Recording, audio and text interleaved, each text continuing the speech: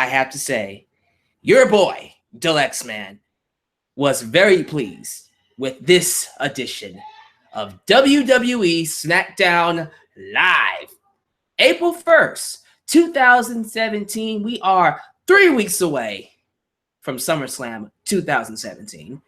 And I gotta say, Raw bored me. Raw was kind of lifeless. But SmackDown had all kinds of life to it. I feel like every segment had a purpose.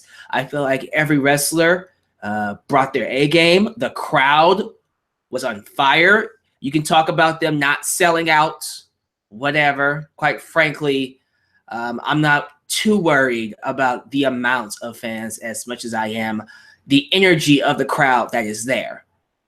Because I'm pretty sure the fans who didn't pay their ticket to come see this show are regretting it wholeheartedly, because this show was good. Damn good show from SmackDown. And it's kind of sad that it took a horrible pay-per-view to wake up SmackDown again. But we're here. We're here, and I'm glad that SmackDown seemingly, supposedly, is getting its mojo back. Some things to talk about, including a really amazing main event that I am proud I saw. But if this is the first time you're watching your boy Deluxe Man, you know what to do. Click that subscribe button, like the video, and of course, click that bell, that notification bell, to catch all of my content when they come out immediately. Also, like me on Facebook and follow me on Twitter. Links to both of those social medias are down below in the description box, as well as your boy's Patreon if you would like to donate to help improve the quality of the channel. My PayPal if you don't want to do it monthly. But most importantly, t-shirts. Buy a t-shirt right now from Pro Wrestling Tees.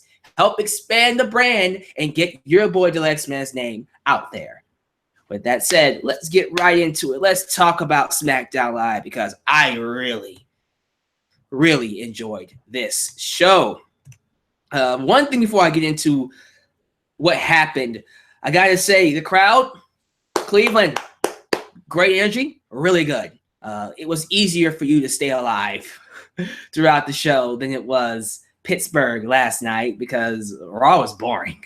SmackDown was it was good.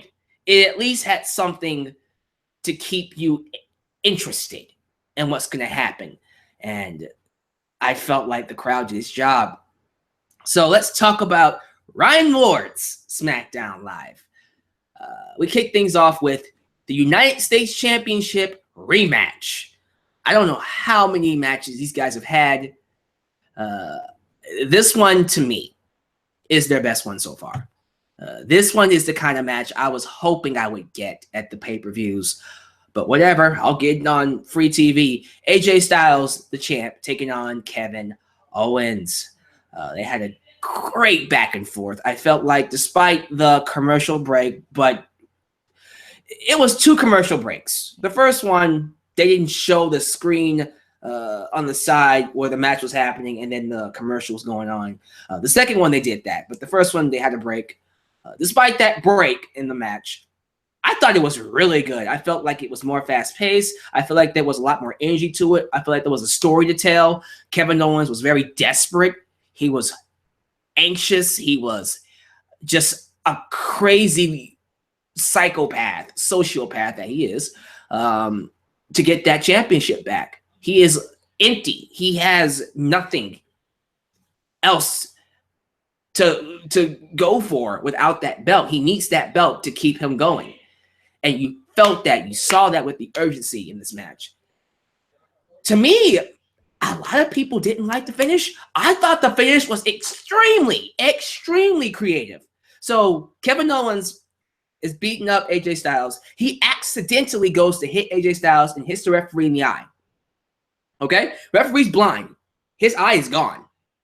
AJ Styles rolls him up, roll-up pin, and because he counters the pop-up powerbomb into a roll-up pin.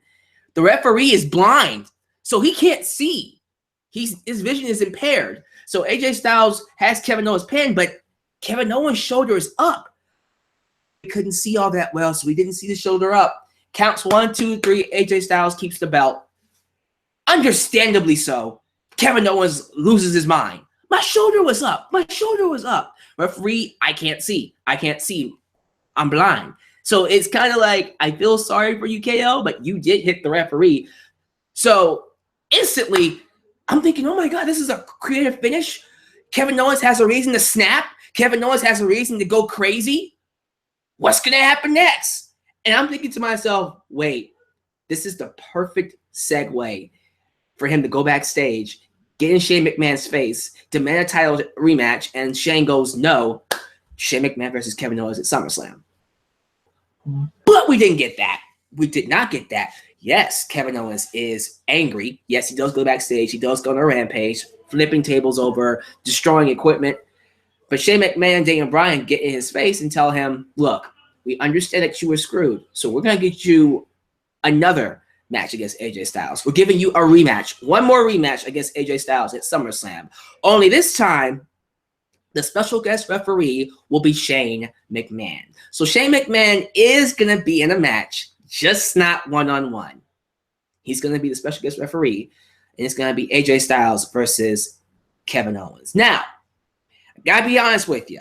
Initially, this worried me because I'm thinking, okay, so what the hell are we going to do with Shinsuke Nakamura now? Because in my head, I'm thinking Cena is clearly going to beat Jinder Mahal, right? So Nakamura now doesn't have a match at SummerSlam. What the hell? What's going on here? It just kind of threw out my predictions because I'm thinking, okay, Styles versus Nakamura, Owens versus Shane McMahon, Cena versus Mahal. And then, of course, we got other matches added alongside that.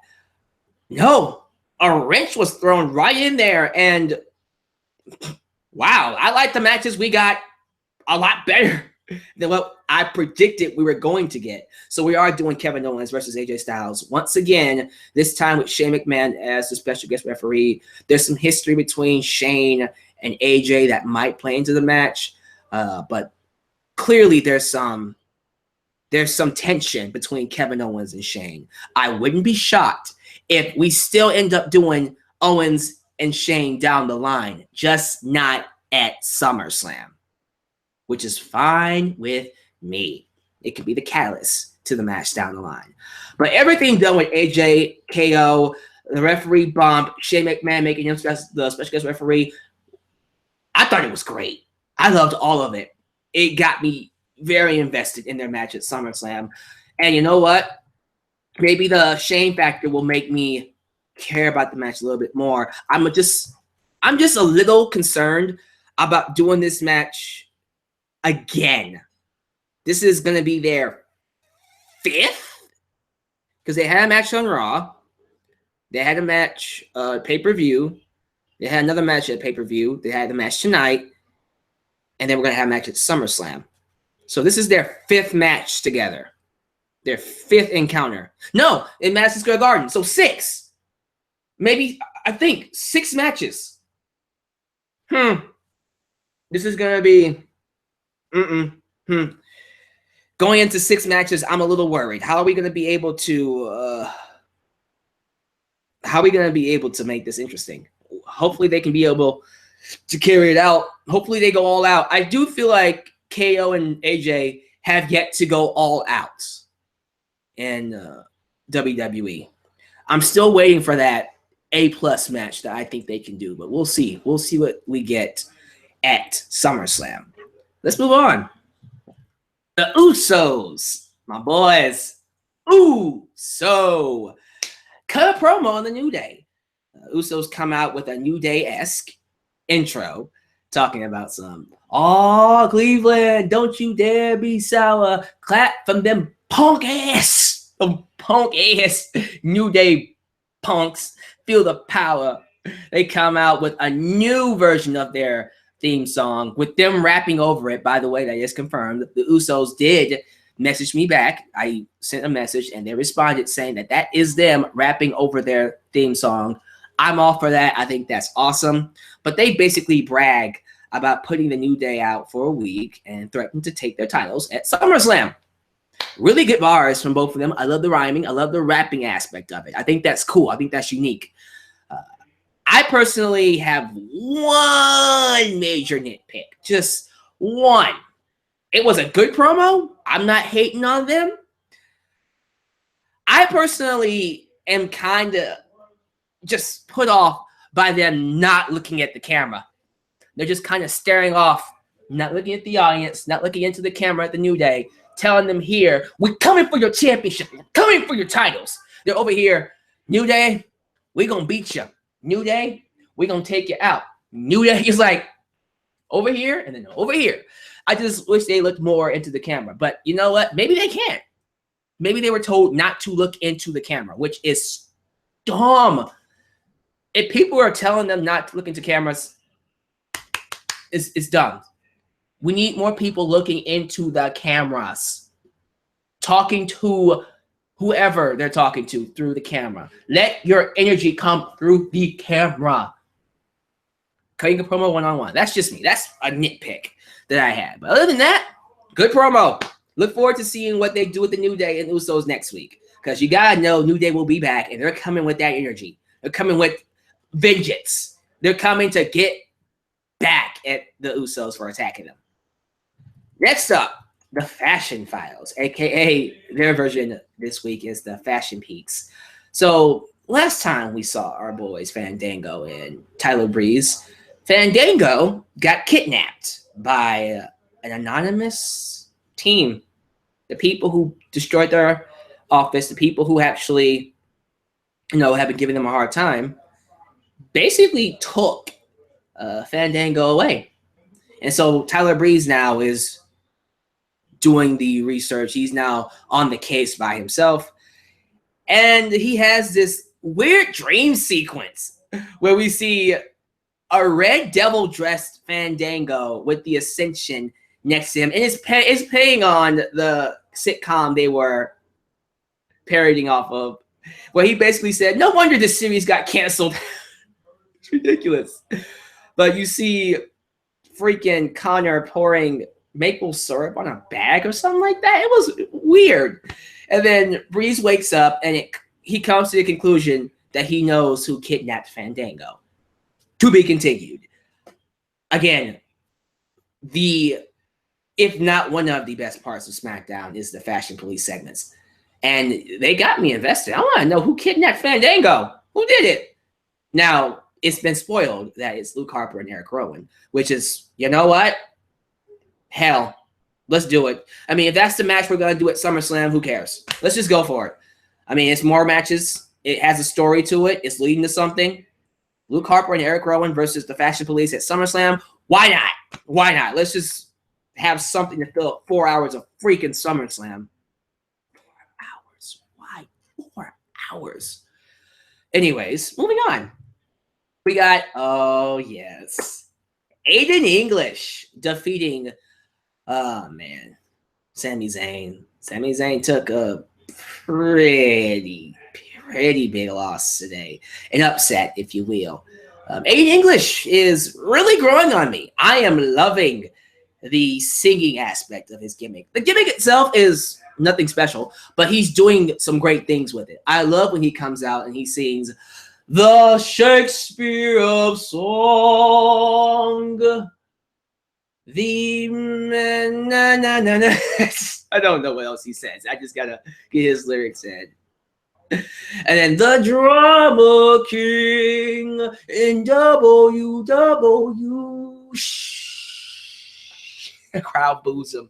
It's good heat. I love it. It's good stuff, man. I thought personally,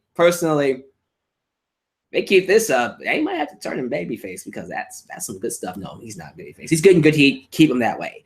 And we need to do a concert. One of these days, we have to do a concert with Aiden English and my boy, the Drifter, Elias. Not Elias Simpson, but Elias. Maybe one day we'll call Aiden English Aiden. So Aiden and Elias. I don't know.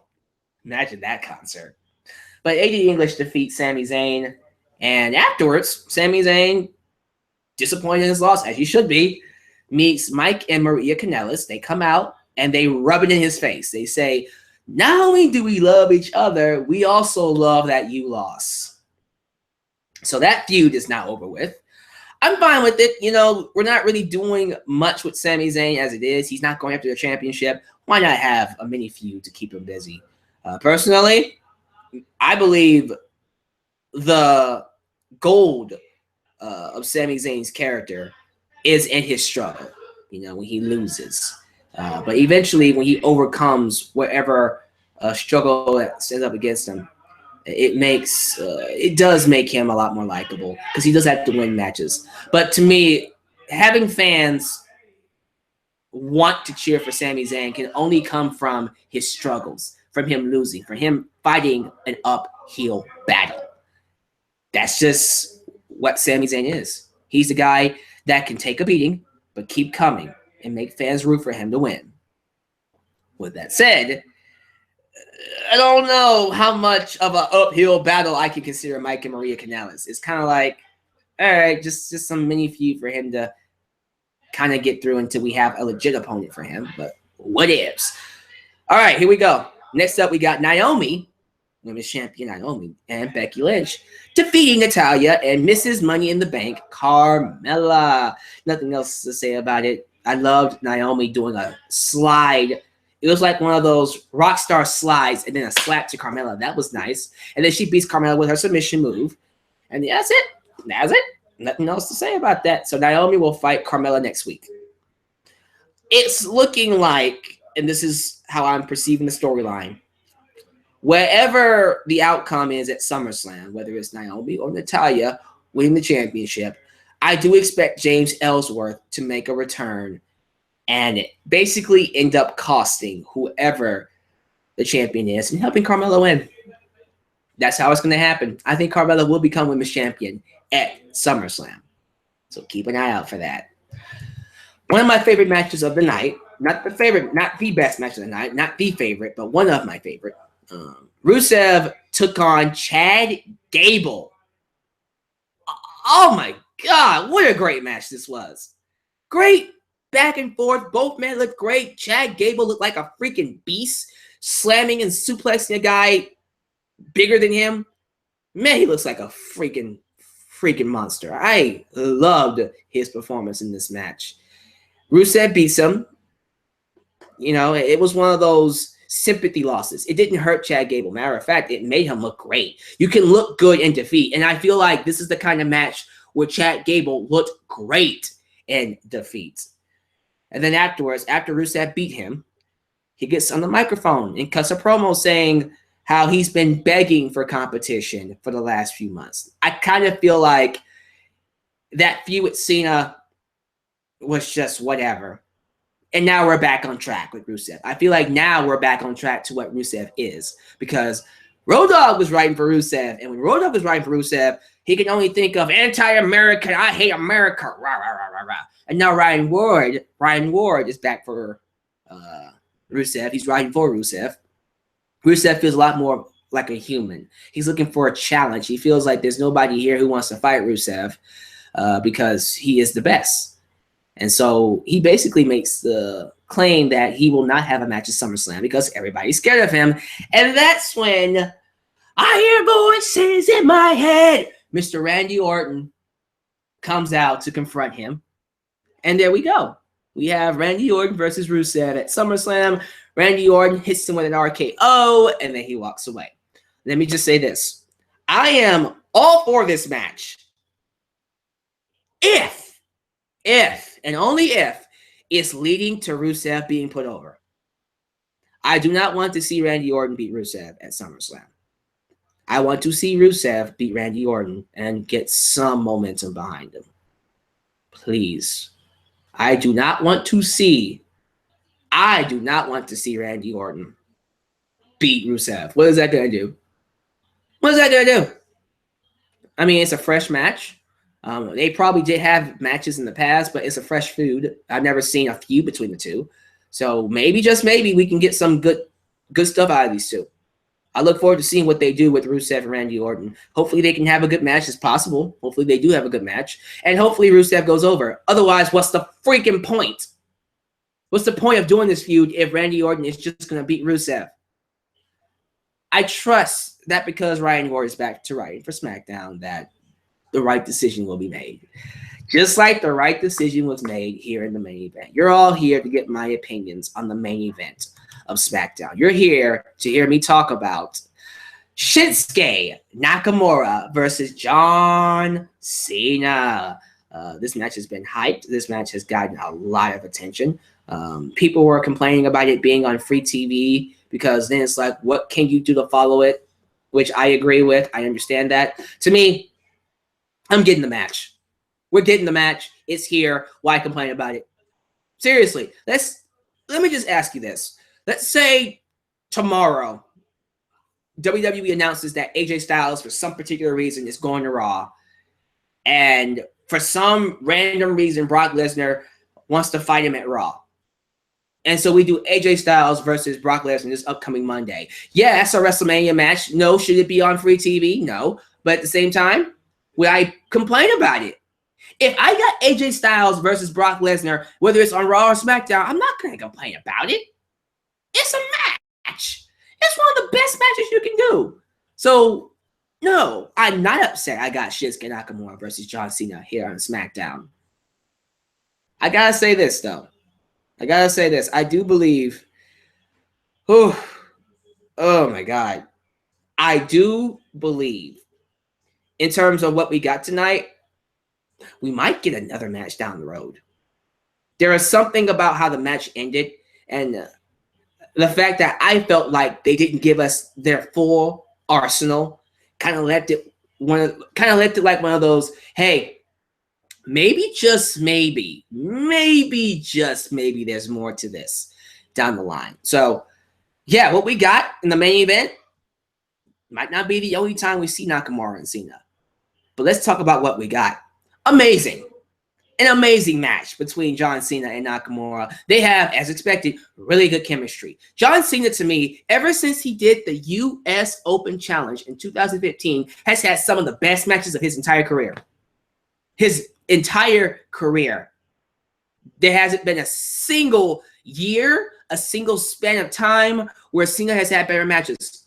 He's putting on some of the best matches he's ever done. And I think John Cena and Nakamura went out there and had an amazing match. Well done. I love the antics with Shinsuke Nakamura constantly reminding Cena, I see you, because Cena's like, you can't see me, Nakamura. I see you. I see you. And I thought that was really, really cool. You know, he's playing off of Cena's catchphrase. Good back and forth overall. Very fast pace. It didn't slow down. The only time it slowed down was when they had a commercial break.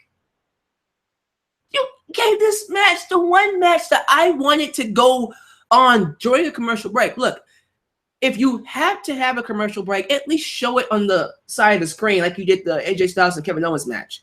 But no, they didn't do that. That was the only problem I had with this match, was that it had a commercial break in the middle of it. It just kind of took away from it. But other than that, they came back, still fast-paced, still hitting each other hard. There was a very nasty bump at the end. We see AJ Styles. Oh, no, not yet. So, excuse me. We see John Cena hit Nakamura with the FU, or attitude adjustment. Goes for the pin. 1, 2. Nakamura kicks out because everybody gets one kick out of John Cena's finisher card. And he goes for another attitude adjustment. Hits it. And then rolls into him like he did freaking AJ Styles at the Royal Rumble. And goes for the second one. Nakamura wiggles out. And then he lifts John Cena up for a back reverse T-bone suplex. And John Cena lands on his head. He lands on the back of his freaking head. I cringe. Like, oh.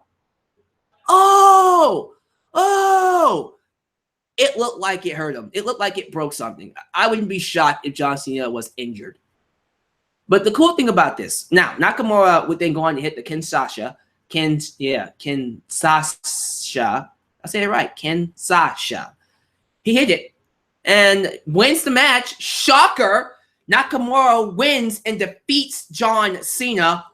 What? What? Nakamura beat John Cena clean on SmackDown, on free TV, not in a pay-per-view, on free TV. What? What is going on here? Oh, man. But, yeah, Nakamura beat him. But after the match, you see John Cena go up to Nakamura. Nakamura clearly whispers, "I'm sorry."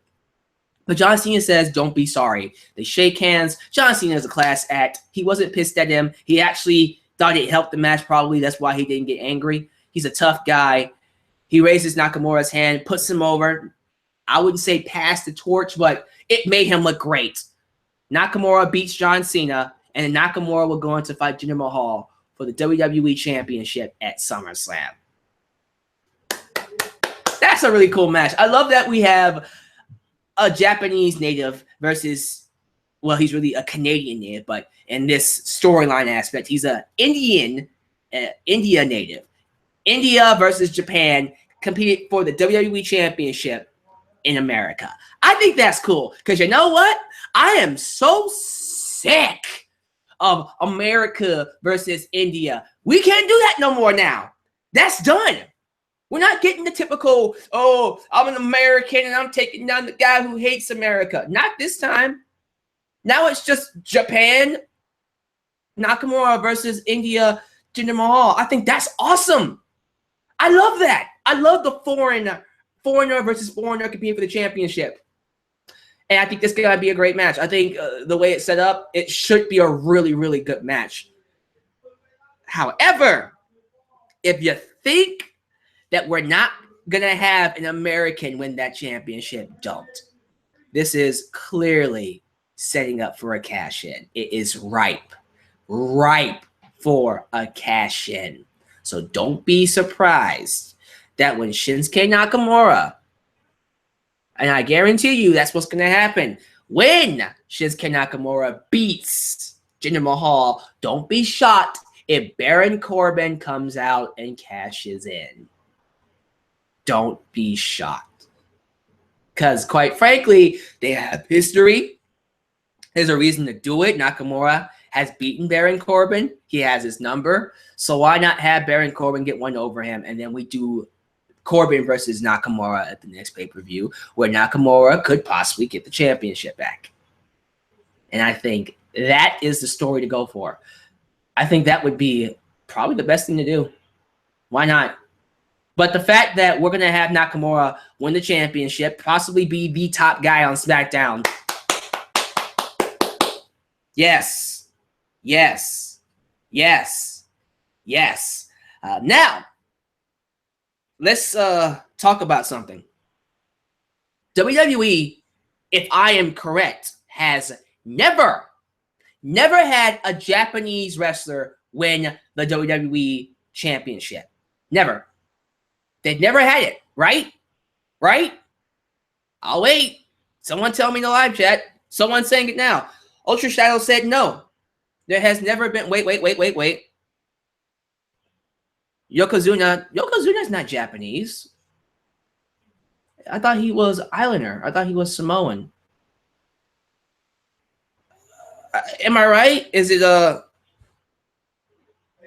don't think. Someone let me know. I don't really think Yokozuna counts. No, he doesn't. Oh snap. Antonio Inoki. Well, thank you. Yokozuna is not Japanese. He's Samoan. That's what I thought. So he doesn't count. No. Tell me in the comments. But I'm going to assume right now that Nakamura would be the very first WWE World Heavyweight Champion if he does win at SummerSlam. If that's true, that's awesome. The very first Japanese wrestler to win the WWE Championship. That's cool. That would be really awesome. No, and I mean someone who is from Japan, not someone who was born in America and who is using a gimmick from Japanese descent. No, I'm talking about someone who came from Japan and won the WWE Championship. I think Nakamura would be the first one to do that. Right? I think I'm right. Let me know down below. So absolutely, ladies and gentlemen, Nakamura would make history, which would be awesome. He deserves to make history. And I do believe he's the guy to do it. I have been complaining for the longest time that Nakamura was being underused. And now they're using him strong. All of a sudden, Ryan Ward gets in charge of writing the show again, and Nakamura is in the main event where he should be. Shocker! Beating John Cena. Thank you. So there you go, ladies and gentlemen. Nakamura versus Jinder Mahal will be your WWE Championship match at SummerSlam. I'm excited about it. Don't be shocked if Baron Corbin cashes in on him, which could happen. So, as of right now, the SummerSlam card looks like this. We have Finn Balor versus Bray Wyatt. Randy Orton versus Rusev. The Usos versus the New Day for the Tag Team Championship. Hopefully, in a ladder match.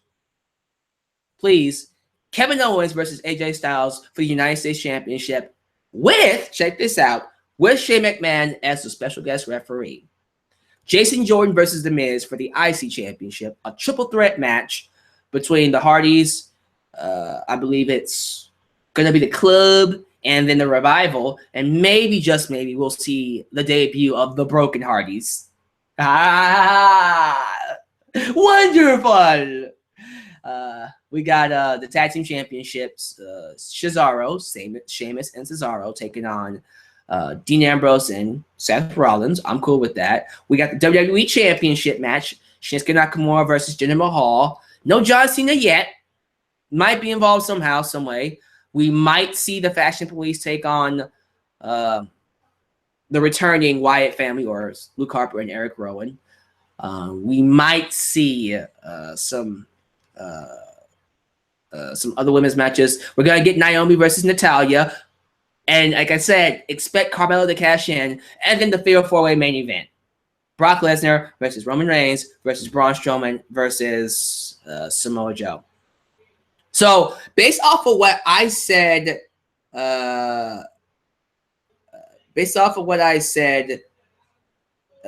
right now to you, that's a pretty solid card for SummerSlam. That's that's pretty good.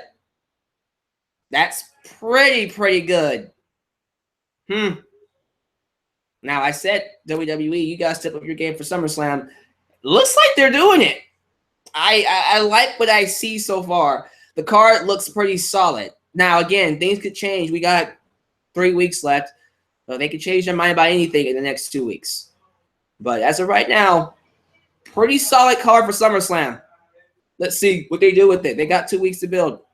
But thank you guys for watching. That is my review of SmackDown tonight. Really good show. Really good show. And I'm proud to say I was highly entertained. And I want to see more of this. I want to see more. I want to see more.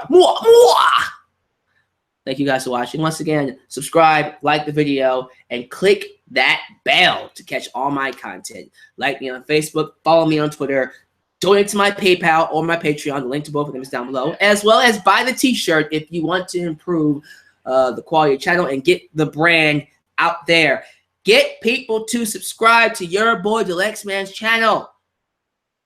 My voice should be heard, and you guys should help me get that out.